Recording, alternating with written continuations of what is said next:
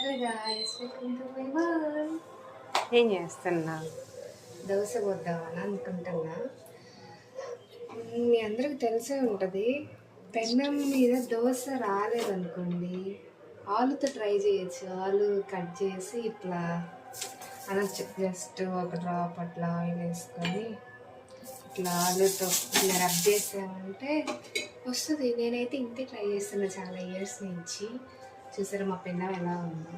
ఇప్పటికి కూడా ఆలుతో ట్రై చేయొచ్చు, పర్వాలేదు, బాగానే వస్తాయి. కావాలంటే ఇప్పుడు మీకు చూపిస్తాను నేను. ఓకేనా? ఓకే. కట్ చేయి.